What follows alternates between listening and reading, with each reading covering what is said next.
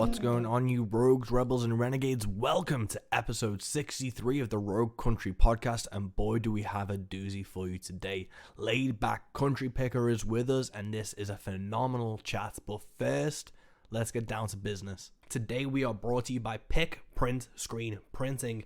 They're a Liverpool-based family-run hand screen printing company, and I love these guys. They do my t-shirts, they do the Rogue Country t-shirts, they do Josh Bettis' t-shirts.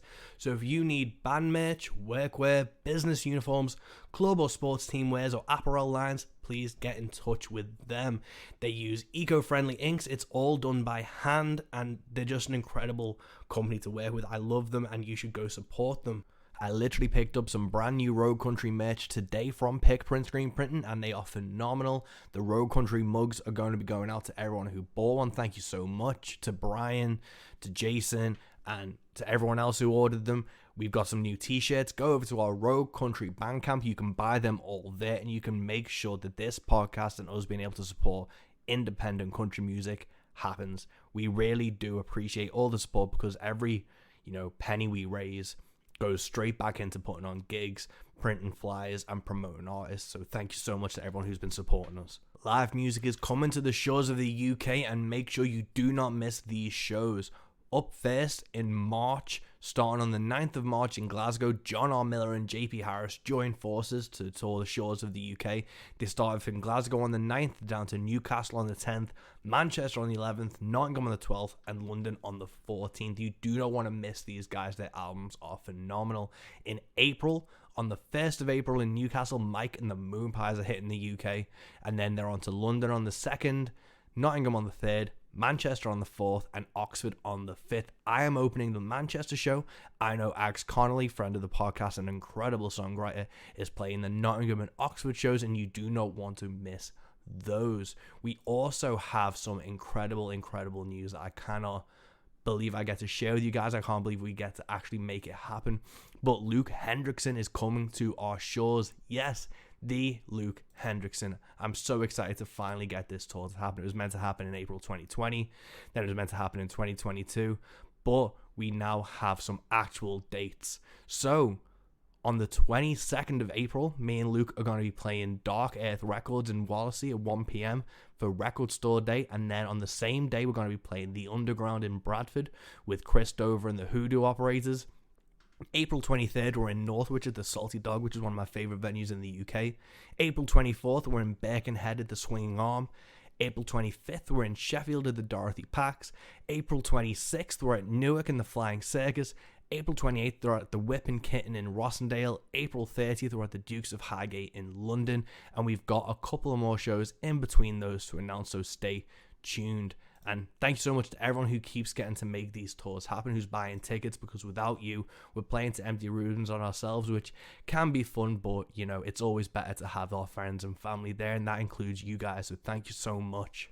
But let's get down to today's episode, guys. We have a doozy of a guest, and I can't believe I got to speak to him. This was a really chance encounter. We had a message through the Rogue Country page from a guy asking if we would like to, book some shows for Laid Back Country Picker. We of course said yes, because who fucking would say no to that? So I, hopped on a call with David Laid Back himself, and we started working things out, and we get into it in the podcast, because as we were starting to organize the tour for 2024, I got a message from David that someone had reached out to him from a huge booking company. We don't name names in the episode because that's his department, but they took over all booking. So Rogue Country are not going to be booking any laid back shows, but we are definitely going to be front and center for when these happen. We get into it in the podcast, but David is such an open and lovely guy that from that Zoom call to agreeing to the podcast, we've just had, great conversations, and this was such an inspiring talk. You know him from, Tyler Childers' mentor. He's played with him at Red Rocks and opened up the Ryman gigs. Johnny Knoxville has recently touted him as their new favorite band, and we get into all of this and so much more, and this was such a lovely conversation with the Laid Back Country Picker. So without further ado, this is episode 63 of the Rogue Country Podcast with Mike West and Laid Back Country Picker. Thanks so much for making the time today. Glad to do it. Yeah, and obviously I've known about you for a long time, obviously, like as a fan of Tyler Childers and his music and stuff, seeing you come through. But I wanted to try and take it back to the beginning, obviously, and talk about your influences and when you started first picking up a guitar and stuff. I read that you started playing bass in local bluegrass bands first. Was that the first experience of musicianship and being in a band back then, or did you do something before that? Yeah, well, really, it was just playing with my dad up into that point because he was a blues musician. But yeah, the really probably branching out to actually be with other people and maybe make a dollar was doing that first. And what was the type of stuff you grew up listening to? Was it bluegrass like locally, or was it records? Or Yeah, it was records. My dad had a pretty good old bluegrass record collection, and plus they played music almost every weekend, either at our house or someone else's house. So I was exposed to a lot of live bluegrass at an early age. Oh, cool. And then from the bluegrass bands and stuff, it says on your like EPK that it was your first professional bar gig was when you went on a senior trip. What do you remember what that bar gig was? What was it you were playing? Like, Oh take us yeah, back to that night. sure. Well, it really wasn't. It was the night of my high school senior trip, and all the other students went on that senior trip, and I did not. I opted out to go do my first real gig. And we were a rock band at that point, and we were playing. We had original songs written, but we knew people didn't want to hear many of them, so we slipped a few in. But we were just playing the standard '70s rock and roll at the time, and it was a place called the Question Mark Club, in Kermit, West Virginia, which was very questionable. And there were some interesting things went on that evening. I was exposed to a world I'd never really seen before. Yeah. And what was your first band called? That band was called Cold Ethel after Nice. the Alice Cooper song. Oh, awesome. And was obviously on the new record, you have a track called Cooper. Was he an influence musically growing up? Because you kind of forget how long Alice Cooper's been around. Yeah. Hey, I wasn't a huge Alice Cooper fan. I really liked a couple of his songs, but it's not like I had I guess Love It to Death. And I dug a lot of that, but that wasn't that big of an influence. It's just after I got older and I actually saw Alice here about maybe a year and a half, 2 years ago, and he was just fantastic live, man. He was still, I mean, what a production he put. Have you seen him? Yeah, I've seen him a couple of times. Oh my gosh. And he played this little town here called Pikeville, and it was right when COVID was letting go. And they didn't sell many tickets because they didn't want too many people in the arena. So he's playing to a half-empty room in Pikeville, Kentucky. And you would have thought he was playing, the Carnegie Hall. I mean, he was still just balls out. It was great. Yeah. No, that's amazing. One of the first times I think I saw him was when Motley Crue were doing their final quote-unquote tour. He was the opening act for them, and he did 2 dates in the UK kind of on his own. And they were small venues, and there was literally one, which is the other end of the country from me. And it was in like a leisure center. So it was just a gym hall, but the Alice Cooper production of it. And it felt so like, that's how I imagine gigs in like the 70s were, when it wasn't these huge arenas and like dedicated clubs. It was, you find a venue and you play that venue, and it had like a real earnest feel to it on top of Alice Cooper's production. It was insane. He's such a phenomenal entertainer. Oh, he really is, and you're right. I bet it was a different kind of feel back in the day for stuff like that, and I bet it was wonderful. Yeah, and then growing up, so the records and stuff you listen to, who made you want to play guitar? Because you've got a really cool, like, swampy sound with the slide and stuff on your latest records and stuff. Was that something you picked up early on, or who were your guitar heroes back in the day? No, not early on. I mean, I was, mom and dad were real traditionalists, and even if they were listening to anything besides bluegrass, it was Johnny Cash records. So I really liked Luther Perkins and that kind of playing. Yeah.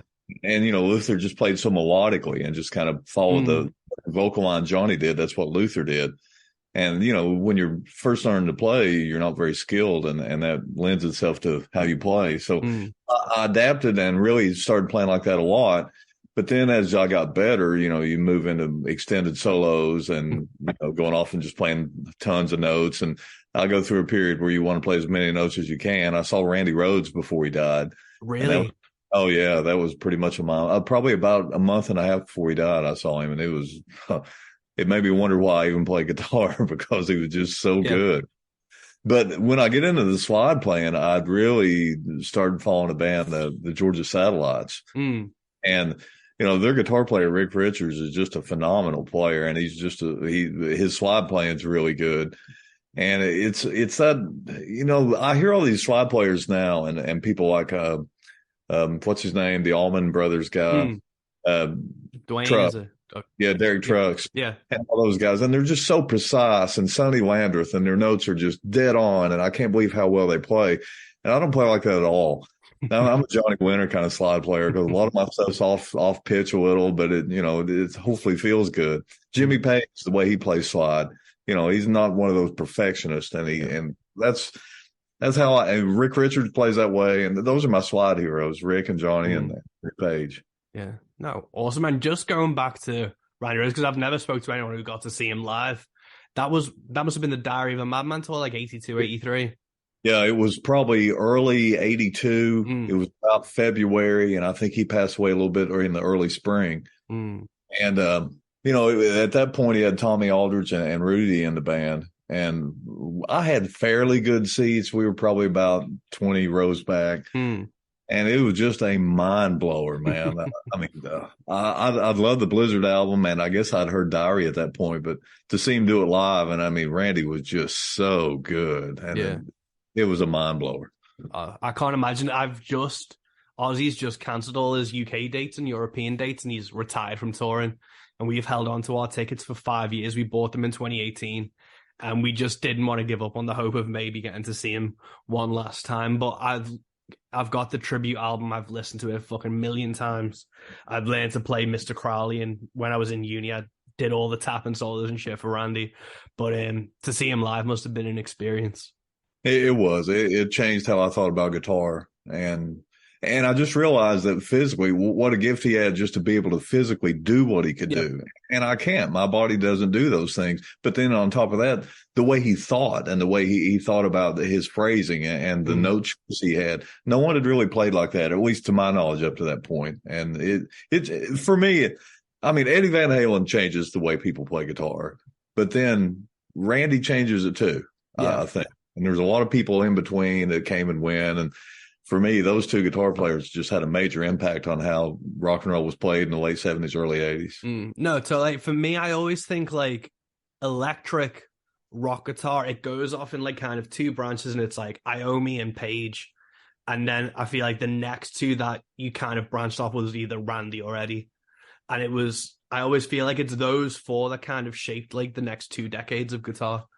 Man, that's a really good way to think about it, because I hadn't thought about the Iommi Page split, but you're right. And I love both those guys too.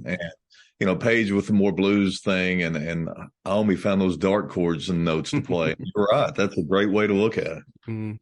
Yeah, but with kind of your influences, obviously, like live, I've seen you wear your Motorhead shirts and things. So it's combining like Motorhead, Stanley Brothers, Jennings, Randy Rhoads.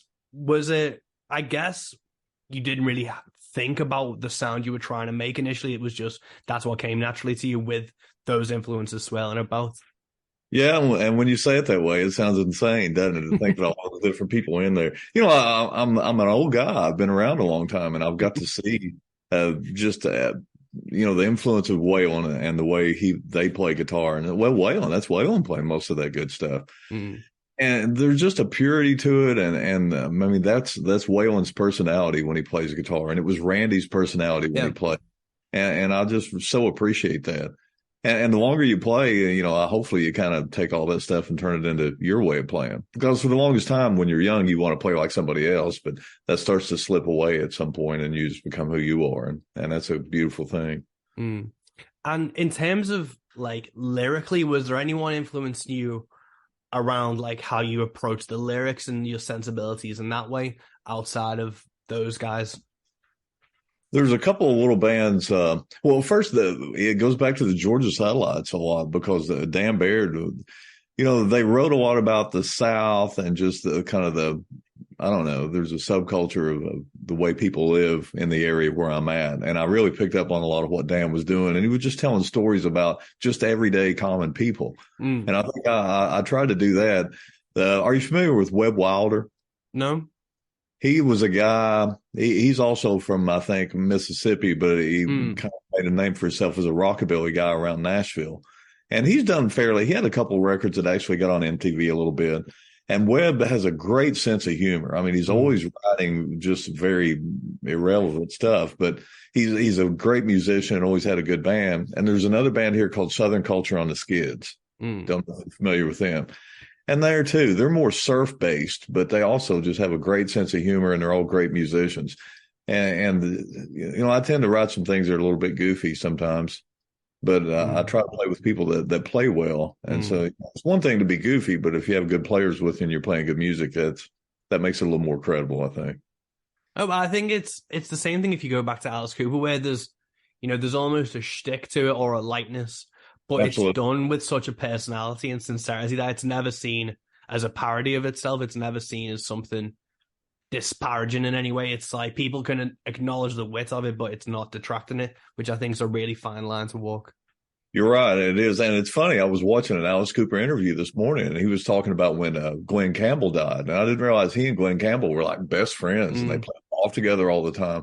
And Alice talks about Alice Cooper in, third person, that's the Alice Cooper thing. And it's really interesting to see how he separates that out. Yeah.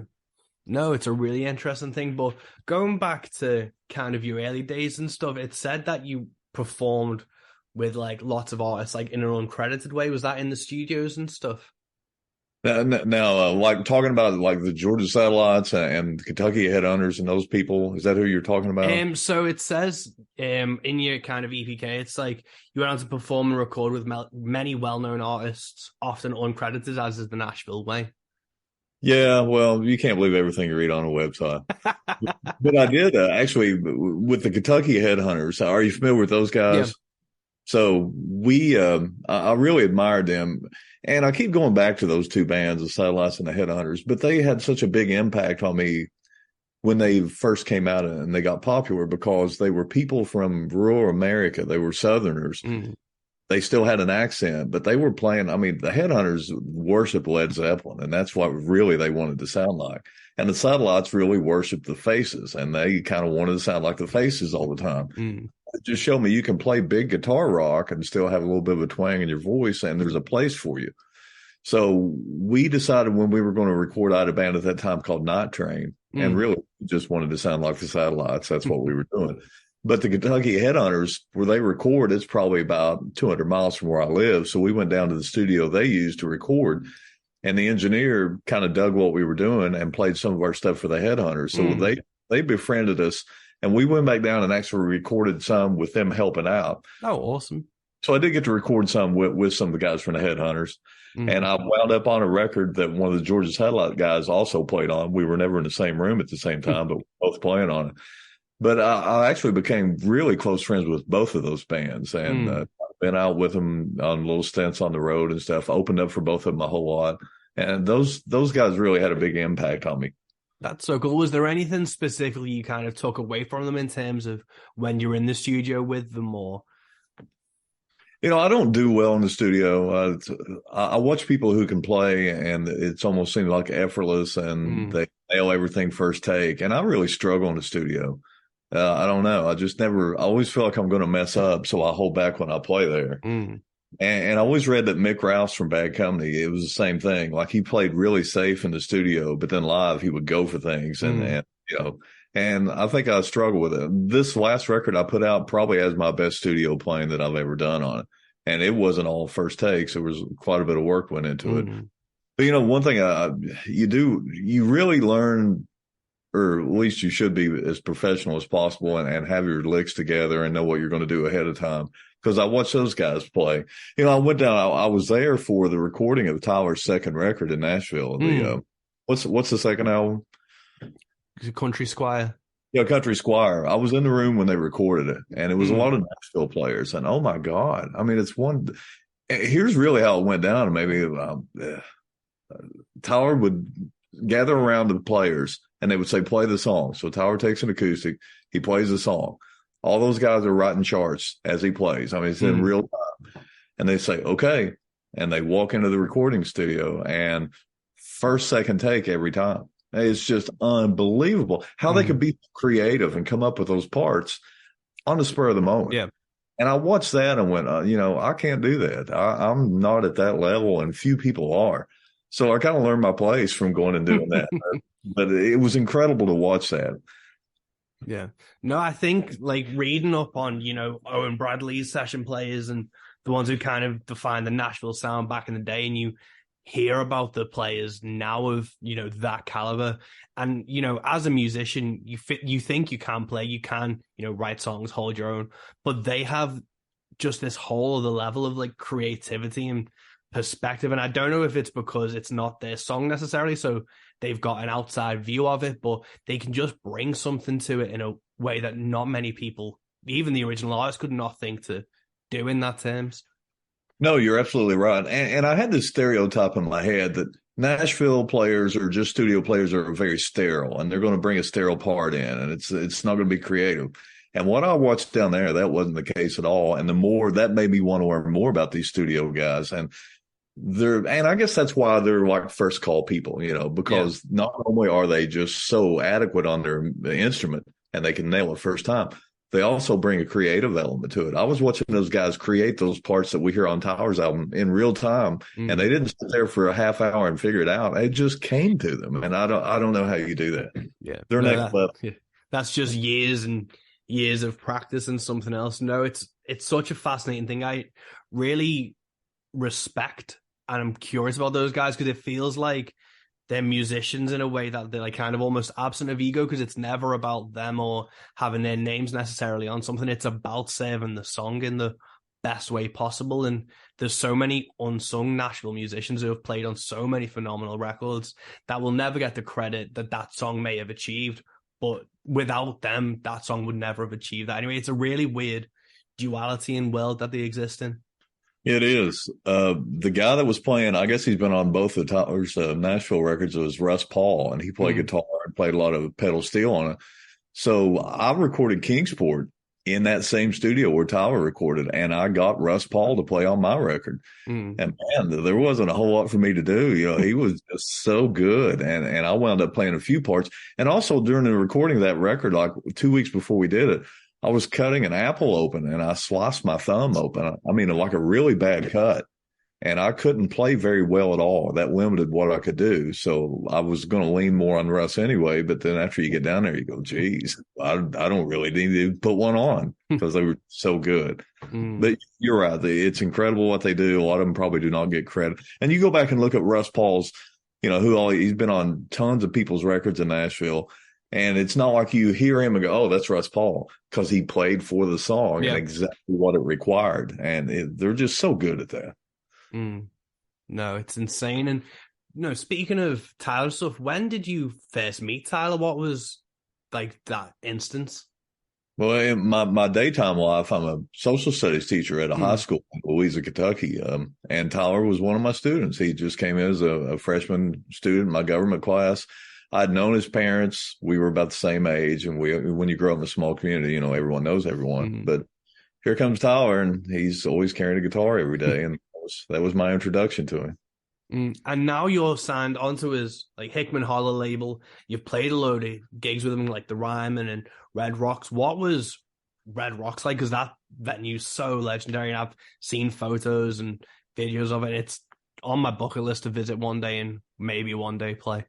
Well, you really must do that. For me, I really loved U2 when they hit, and that whole Live at Red Rocks thing. I mean, we watched that all the time, and it just seemed otherworldly then because it's all misty, and it's cold the day they did that show, and you just get such a cool vibe from watching what's going on. So when I get to play there, I'm just in awe. One, that I'm standing there in the same place of this venue that I've watched all my life. But even if you're there, not even for a show, it's just one of the most impressive places I've ever been. Those gigantic rocks, and it's just beautiful there. When we did the show, I was playing with Luna, with my wife, who has Luna and the Mountain Jets, and we opened for Power there. And I've tried to explain it to people, but it was really sort of an out-of-body thing. And I swear, I felt like I was just floating above myself, watching myself play the show. It really didn't feel like I was actually playing.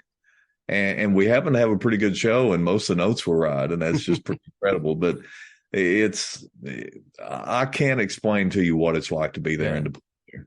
That's so cool. And obviously you play the rhyme and stuff. With the label being on, or with your record being on his label, was there a discussion with him about kind of, did you pitch, like, did you have the album kind of ready to go and just be like, this is what it is, or? No, not at all. The first record, we just kind of made it up on the spot because we needed an album real quick, because we'd invented this character, this image of laid back that people seemed to buy into. So we thought, well, we better have a record real quick. But then when I get with Tyler and get on Hickman Holler, he just said, we're going to record you in Nashville on this date. And it was probably 8-9 months down the road. And so he's like, get some stuff together. But it's not like he checked in on me. It's like, what do you got? Have you got stuff ready? Tyler didn't care. He just wanted me to go to Nashville and record. So he let me pick my people. He's like, you can have anybody you want. We'll get you whoever. So, I loved watching what Russ Paul had done. So I got him. But then I used the drummer that I always play with from here in Kentucky. And his name Peyton Miles, because I don't know anyone any better, really. So Hayden played on it. I got Jesse Wells from Tyler's band to play fiddle on it and mandolin and stuff, because, he's great. The bass player I got is JT Cure, who is also from this area. And I'd actually played some with JT in other bands, but JT is Chris Stapleton's bass player now. So we just had all these brilliant musicians, and we show up, and we kind of did the same thing I'd watched Tyler do. They said, take an acoustic, show us how it goes. And I would do it. They would chart it. We'd walk in, and 2 takes later, the song's finished. And Tyler came by. He actually sings on one of the songs on Kingsport, and he hung out a little bit, but he wasn't too concerned with what I was doing. I don't think he cared. Yeah. No, that's awesome. He did it in a good way. It's whatever you come up with is going to be fine. Yeah. No, that's so cool. And with kind of having that 9 months, did you have any songs you had been working on then, or did you kind of create from then until recording time? Where I teach school, and really that's pretty consuming. And when your school year starts, you lose a lot of time to work on music. Plus, we were playing live a lot. So my weekends were mostly tied up with us going off and doing gigs. So, little by little, the songs trickle in. And honestly, I tried not to write with anything in mind. It's like I'm just writing, and we'll do it when we get there. But maybe about 2 or 3 months out, I'm going, I don't have many songs. I really need to knuckle down and make sure I've got enough. So I probably wrote a couple there just so I would have enough tunes to go in and record. But, writing's a weird thing, as you know, and sometimes it comes quickly, and other times you hit a dry spell and not a lot's going on. No, awesome. Like this Go West record, I really, really enjoyed. Kind of getting into, just as you use Cooper as an example, what was the writing process behind that? Do you remember much of how that came about? Was it riff first or hook first, or? Yeah, in the Nashville thing, was another thing I learned down there in the studio is they really trim the fat out of songs in Nashville. Like I would play my songs for me, and the producer, it was Dave Ferguson, who was just a legendary producer. And he's like, well, why are you doing this? Why are you repeating this twice? Why do you have this little mini bridge here? What's the purpose of it? And they would just slash all that out. So you got a 3-minute song with no wasted space. And it's amazing to watch them do that. And I really thought it's a whole other craft to itself. But I also went, this next record is not going to be that way. I watched a friend of mine play, and he was playing live. His name's Sean Whiting, who's just brilliant, by the way. And their songs, they were just like a room for a jam, and there was an solo happen. And that really had an impact on me that day. I thought, all songs do not need to be 2.5-minute songs with there's room for guitar playing. And I really set out to make this just a good 70s rock and roll guitar album. And records I love is Rocks by Aerosmith, I think is such an important album. Powerage by AC/DC. I mean, that period right there of just rock guitar albums, I think are brilliant. And I kind of wanted to make it a rock and roll guitar record. And if guitar solos lasted 1.5 minutes, that's okay. Yeah, no, totally. And going back, you play with your wife, Luna. And going back, how did you guys meet?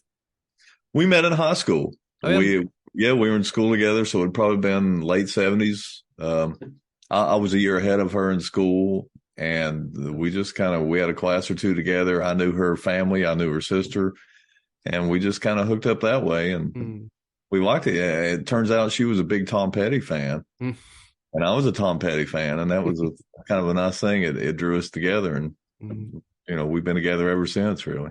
Oh, awesome. How long have you guys been married?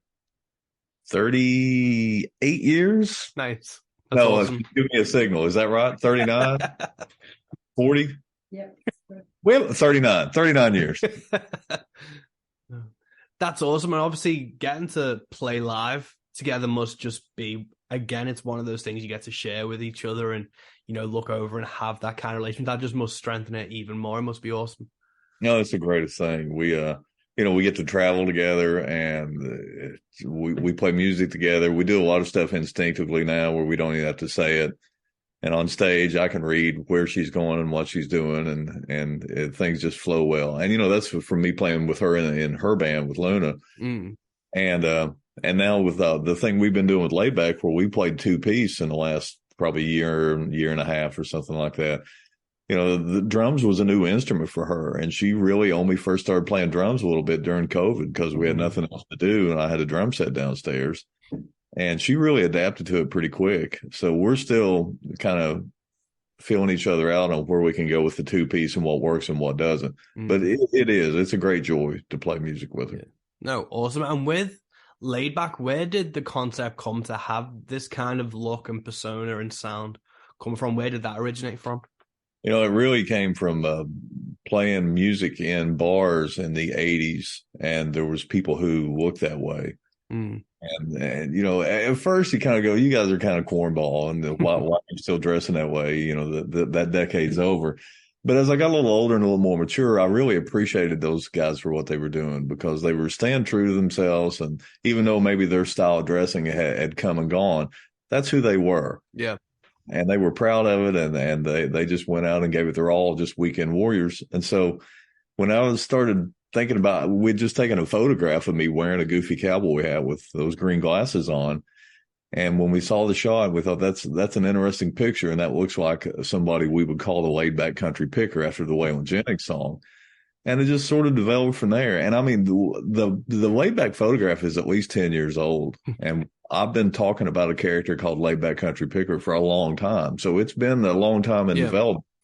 But as far as actually having a product out and playing music under that name, I guess I've been doing that for 5 years now, I think. Cool. And was there a kind of a genesis as to like when you wanted to bring music out? You've been having this kind of idea gestate for 5 years, and then was there a turning point? When did you come on the sound and was like, that's the sound for that? Or was it you wanted to go out and then you kind of, well, what would it sound like if we did? Well, when we put the image on a shirt, and people started buying it because Tyler wore the shirt. And we were like, oh my gosh, this is a really popular thing right now. So let's make a record of it. And, since it's called Laid Back Country Picker, which has a Waylon connection, we made it more of a country sounding record. And like I played my guitar, and I wanted to use a phase 90 on everything. And let's just have phase through everything. So probably the first year or so, people play shows live, and it's more that outlaw country kind of sound. And there were shows where, honestly, I turned the phase 90 on at the beginning of the night, and I didn't turn it off. I let it run all swirl. But as it more developed, I'm a rock and roller too, and I love 70s rock, and I just want to be Jimmy Page like we all do. And I think it started to show itself more and more as Layback went on, and now it becomes this thing like, one of my taglines is I'm playing good country music and I'm treating people right. And if you go see me now, there's not a whole lot of country music to it. It's more of a 70s rock band feel. But and I guess I'm still developing it and going, I don't know where it'll go. And that's the beautiful thing about it. I don't have to know where I'm going. No. I can play whatever I want. I can make whatever I want. I've got a lot of freedom to do what I want to musically. Yeah, no, exactly. And I think, a lot of 70s rock, there is an overlap with that kind of outlaw Waylon Jennings sound. There is definitely a Venn diagram to be had of those type of guitars, those type of attitude, and that type of playing, where it is almost not interchangeable, but you could see one fading into the other and back again. It is a spectrum of a sound. Oh, you're right. There is a record that came out probably about late '70s. It's just called Waylon Live. Mm. And I don't know if you've ever heard it or Is not. that the Texas one? Yeah, Or I'm not sure. I'm not sure where I, you're. I've listened to the Waylon Live record. I think it's like it's on Spotify. It's one of the When live they albums I've heard from him. when they put it out, it was just a single album, and then they re-released it and they made it a double album, and Yeah. they just had a lot of stuff on. But I just had the single album, and I just remember listening to that, and I can't even describe it. You did a good job trying to explain how it's set up like a rock and roll concert in a way. Like you got a guitar here, and then you got a pedal guitar here, and the way they interact with each other, and the way the drums and bass have their little section. It's real rock and roll, but it's still outlaw country and it's Yeah. Waylon. But Yeah. there's a clear similarity there to how Aerosmith operated live with Brad and Joe on left and right side and just the rhythm section holding it down. They were super similar to me. And that's why I don't have a lot of problem uh, playing the way I play, or, like I play Godzilla by Blue Oyster Cult, but I play with a Waylon beat. And it's not like I'm really honestly doing it to be cute. It just works and it Yeah. feels pure and natural to me. And that's how I play it. Yeah, and I think, I think the rock crowd is a lot more embracing of country elements than the country crowd is embracing of like rock elements. And I think it works really well. Like you have, Johnny Cash and Waylon Jennings, in rock circles, they're still considered legends. You don't have to go very far in a rock bar to find someone who loves those type of guys, because there is such an overlap and a respect for those type of artists. Yeah, and a lot of those guys are guys that went against the grain, Yeah. and they did what they felt, and that their music didn't get altered or watered down by Nashville or whoever was doing that. And I think that does stand up, and a lot of people do really appreciate that, and from the rock and roll side as well. Mm.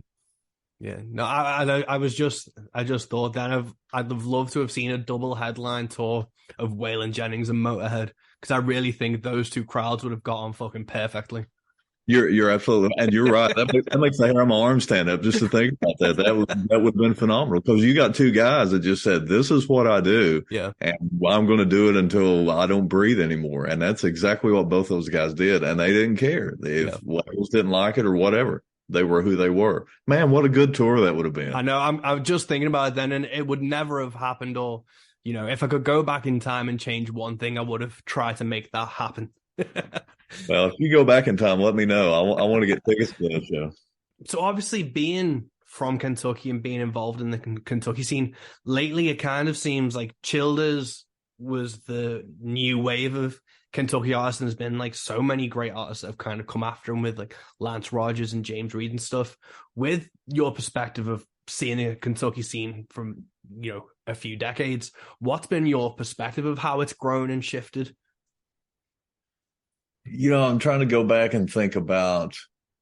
There really wasn't that much of a cohesive scene in Kentucky before that. You had a lot of artists that came out. The Ricky Skaggs and Larry Cordell came out. Exile came from Kentucky. The Headhunters came from Kentucky. The Judds, but they're all kind of, and Dwight Yoakam. But it wasn't like they were all sort of in the same boat together. But then after Tyler did what he did, you just saw a rash of people who said singer-songwriters, and I'm going to sing about Appalachia, and I'm going to stand there with my guitar and take a stand. And you just saw a groundswell of people do that. And some people honestly just come out sounding exactly like Tyler, and that's just going to happen. If you look, it's easy to look at the Seattle scene when it exploded, and all of a sudden everyone sounded like that coming out of Seattle, and that's how you got a record deal. And I'm not going to say that a lot of people said, well, I want to sound just like Tyler, but he had a big influence on him, and a lot of them do wind up sounding that way. But then you mentioned somebody like Lance, who really doesn't, and Lance just he's Lance, and that comes through. And there's so many people. There's Cole Chaney, and I hate starting naming names because we leave people out. But there's a lot of people who just saw it's okay to sing about this area. I can take an acoustic and go deliver the word, and people are paying attention to it right now. So I'd never seen anything like that really happen. And to be in the area, you always read about how those scenes developed in other places. And I'm sure there's the Detroit scene or the Muscle Shoals scene or the LP metal scene. And I got to watch it happen right here. And, obviously you talked about Lance and Cole Chaney and stuff. I'm happy to name some more names if you've if there's anyone on your mind that kind of has been coming out new that people should check out, this is the place to kind of do it. Gosh, I'm so forgetful. Wish you can help me. I mean, there's a kid here named Logan Halstead who is just great. Man, it blows my mind. These people. That's so cool. In the hard rock genre, don't look up Sean Whiting if you're not familiar with him. He's just a super, super talented player. There's a band here which is, they kind of predate Tyler, called Sunday Best. Are you familiar with them at all? No. They got kind of big on their own. The primaries, well, there's two of them. They're a two-piece band. It's Christopher Bentley and Nick Jamerson. And look them up, and they've been doing stuff and writing about Appalachia and singing about it for quite a while too. New people, well, one of my favorite bands is Wayne Graham. Are you familiar with them at all? Yeah. So Wayne Graham is why I recorded my record in their studio, and Kenny and Hayden, the two primaries, and Wayne Graham have been on all my records. Oh, awesome. So they're great. I kind of like Luna and the Mountain Jets. If you want to check them out, they're pretty. Yeah, but what's some band? Throw some people at me because I'm probably leaving off people I know. James Reed, Katie Meadows. I don't know James Reed. I'm not familiar with him at all. Yeah, he's a good one. He brought out a record. I think it was last year or the year before. We had him on here, and it was interesting. We talked about the Kentucky scene with him, and there was a lot of people. He said that when Tyler came out, a lot of people kind of did the opposite. There was a groundswell of people who picked up guitars because of it, but then there was a lot of people who put guitars down because of it, because they didn't think they could match kind of what he came out the gate doing. And we kind of, if you're gonna have that attitude, you should have given up guitar and songwriting when John Prine came out, or Chris Christopherson or something. It's like there's I know there's always going to be someone better than me. It's like, I know Randy Rhoads existed. I know John 5 exists for guitar playing and stuff. I know Towns and Prine exists for songwriters, but it's not about doing it the best. It's doing it the most honest. And it took me a long time to learn that, because being a guitar player, like I said, when I saw Randy play, I thought, why am I doing it? But you do figure it out that it's not a contest, and it's about expressing yourself. And you're right. John Prine would have closed the door on all of us. Yeah. But, everyone's still got something to say in our own way, and that's fine. And I love what you said. You just be true to yourself and learn how to be the best you can be. And that's what we're doing. Yeah. And I think even, because I see on the internet where people are talking about how, there's so many clones pop up of like an artist once an artist kind of breaks. But I remember, I'm from England, and the open mic scene completely changed after Ed Sheeran came on the scene. And, everybody and their dog was bringing a loop pedal to open mics. And it's just one of those things where it's people see someone do something well, and they're like, they want to experiment with it. They want to try and find their own voice. So they may not get there, but it's worth a fucking punt. It is. And it's people who normally would never have gotten to do that. All of a sudden they were inspired to do so, and they tried. And that's if they got some joy out of it, then everybody wins on that. Yeah, no, exactly. And obviously you're actively gigging outside of your day job and stuff. Are you playing mostly around Kentucky? Do you go further afield? Because America's so big, I can't imagine how far you have to drive to kind of get out of states and into new areas. It really is big, and you can drive for 4 or 5 days, and you still got a ways to go. Originally, we were playing probably a lot within a 150-mile radius. But, Layback's kind of blown up just a little bit here lately, and that circle's starting to get a little bit big. We were going to Indianapolis, which I know means nothing to you, but it's now it's a 4 or 5 hour drive to get to some of these gigs. And more people are starting to show up at the gigs too. And phenomena I've seen in the last couple of weeks are people come up at our show and say, I drove 5 hours to see you. And, that's never happened before. But we got people traveling great distances now to come and see what we do. And it's kind of a mind blower for me. It's like, really? You did that? But, going back in time, I did that all the time. I would drive 4 and 5 hours to go see people that I was into. And they were underground people, and you were seeing them in a little club. And your chance of getting to go talk to them after the show was pretty much 99%. And there's something really cool about that. And that seems to be happening right now. Yeah. No, that's awesome. And obviously, you kind of had a big jump before you even put music out of just Tyler wearing a laid back shirt. Most recently, you've had Johnny Knoxville say you're his new favorite band. How much did that kind of move the needle or jump things up in the last couple of... The Johnny Knoxville thing had a big impact. And it couldn't have happened really at a better time because the album maybe was just getting ready to come out. And I'd never put anything up digitally before. I'd refused to use Spotify or iTunes or anything, but I put it all out there with this one. And the reach just internationally was quite surprising. And within the last week, a guy named DJ Ringo on Virgin Radio in Italy has done the same thing that Johnny Knoxville did. Like he said, this guy's cool, and he shared one of our little Instagram videos. And now my traffic from Italy is just unbelievable. I have so many people who like me now that I cannot pronounce their name. It's just awesome. But I think we had talked earlier because you and I met because we have a common, well, I don't even think he's a common friend. You didn't know Phil, did you? No, he reached out just because of Rogue Country and things. And I'm so glad he did, because he messaged me and was like, do you know Laid Back Country Picker? And I was like, a fucking course. Like, what's up? Yeah, I got to tell you a story about Phil before we even go any farther. The Georgia Satellites were going to tour Europe, and they were going to come play England some dates. And so I wanted to go open for them because I know these guys, and they're like, well, we can't help you, but you can contact the clubs and try to book it. So I did. I did the legwork, and I called every club they were playing at and said, look, we're from America. We'd like to open for them, and we'll bring ourselves over. So they're like, great, let's do that. So then the Satellites, something goes wrong, and they cancel the tour. But, we pretty much already bought plane tickets. And like, well, we're going anyway. And so we kept the dates. And there was a Georgia Satellites group I belonged to, and a guy named Phil Lay was in there. And he was like, hey, I know you're coming over. If you need some equipment, you can use my equipment and you can come and stay at our house. We're not going to be there. We're going to be in France, but here's what the key is.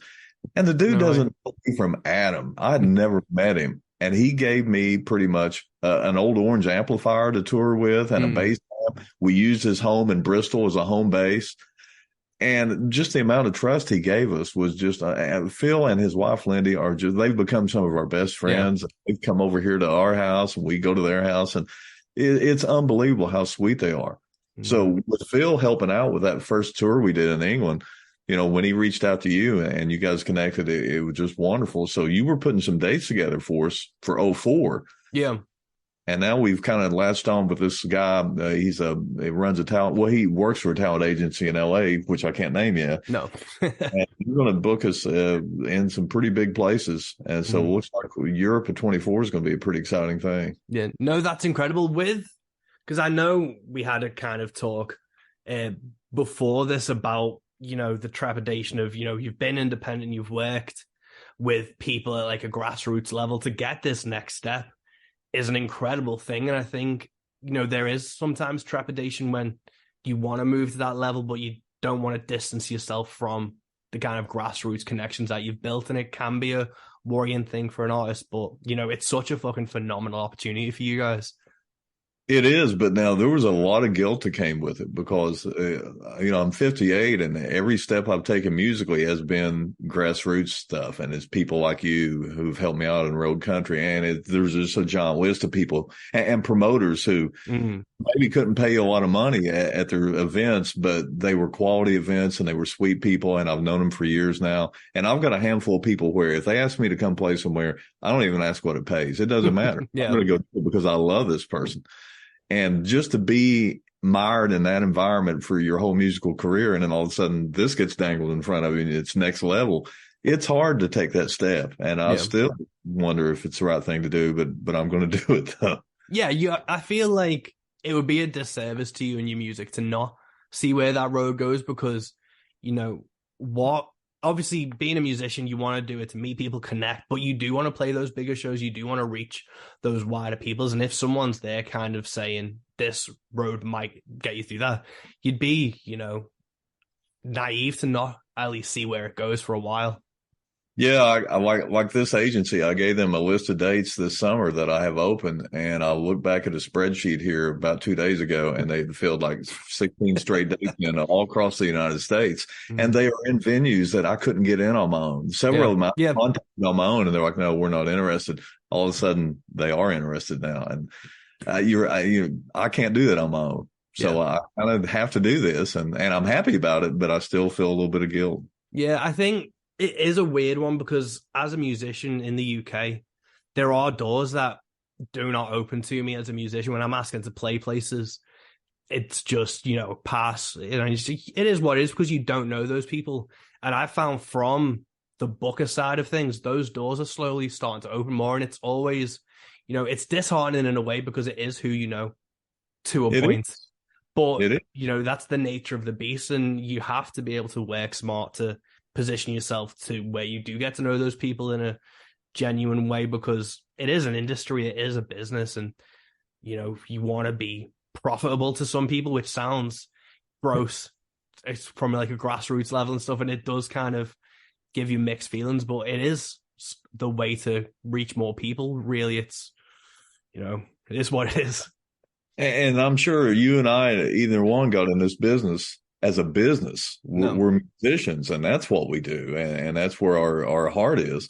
But at some point, you got to realize it is a business, and in order to continue to be able to put your art out, you got to do some business stuff. And I hate it. I feel guilty when I sell people a T-shirt. Yeah. I just want to give them a T-shirt because I don't want to take their money. Yeah. You can't be that way, and you have to let business. And people they want to buy your stuff. They want to support you, and it's weird to get used to that.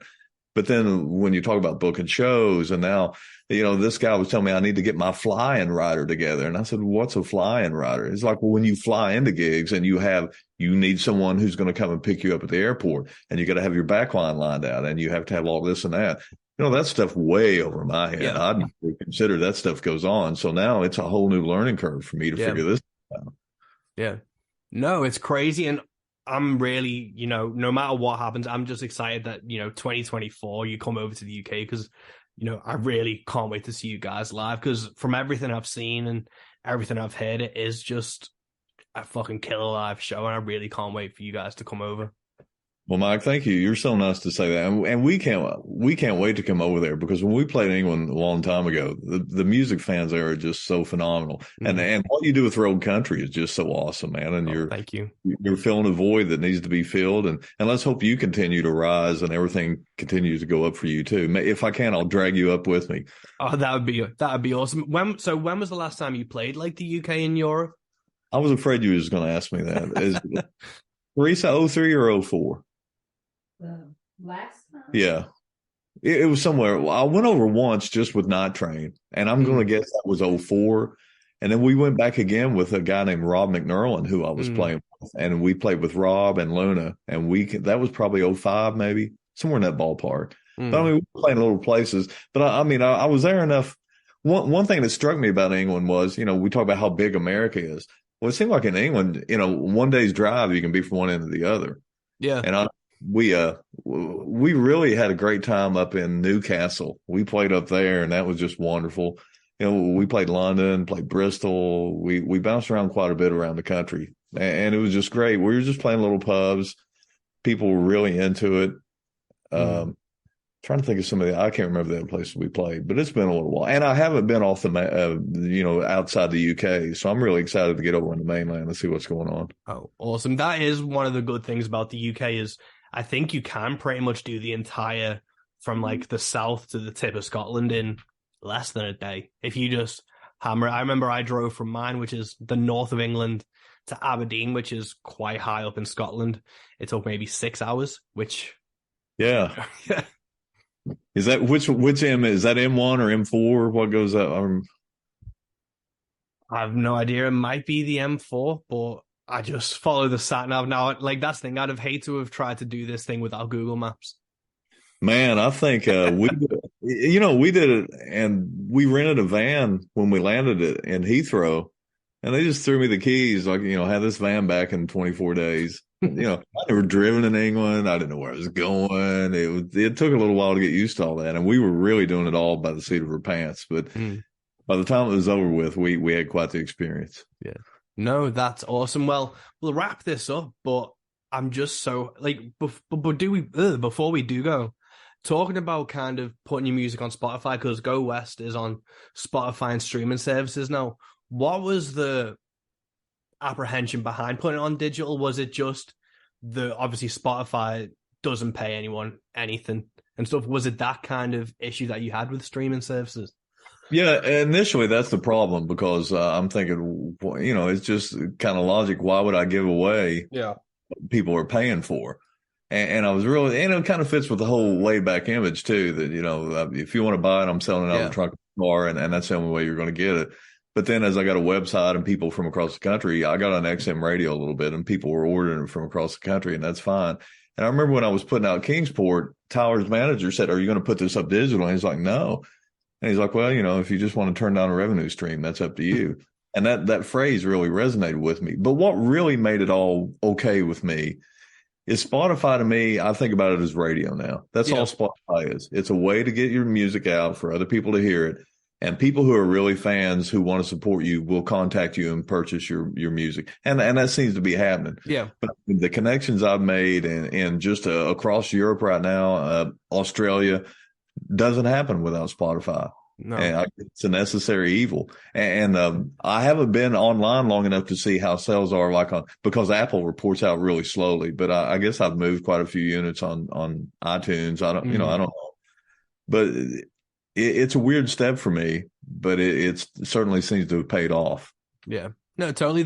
I think that's the right kind of outlet to look at it. It's a revenue stream in the vaguest sense because it's 0.002 cents or whatever it is, but it is promotion. I view it purely as marketing promotion, to be like, you can listen to it here, but if you want to actually support the thing, you need to go here. And I do it myself as a music fan. I listen to an album first on Spotify, and then I go and buy it on record, or buy the tickets to the shows and stuff. And I think a lot of people do that, and I think there is a hill to die on when it comes to Spotify and streaming services, but to throw the baby out with the bathwater is a big step.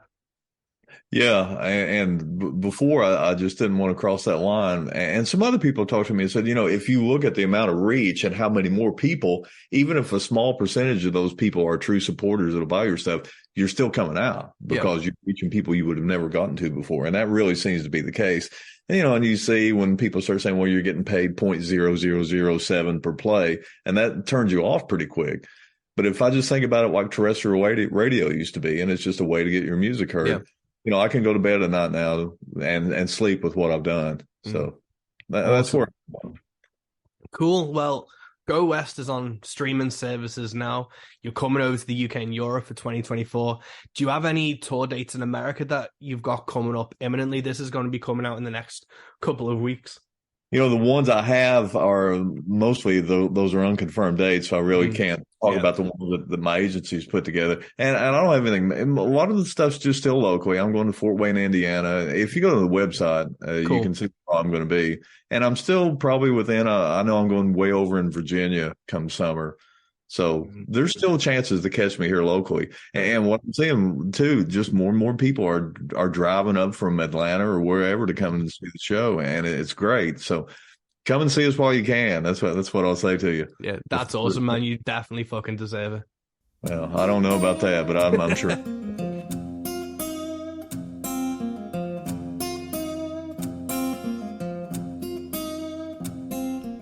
We have it, folks. That's episode 63 of the Rogue Country podcast done and dusted. Thank you so much for listening, and make sure you check out John R. Miller and JP Harris on tour in March, Mike and the Moon Pies on tour in the beginning of April, and make sure you do not fucking miss Luke Hendrickson when he hits these shows at the end of April. All information is available on the Rogue Country page, and until next time, keep supporting the things you love and keep doing the things you love. Peace.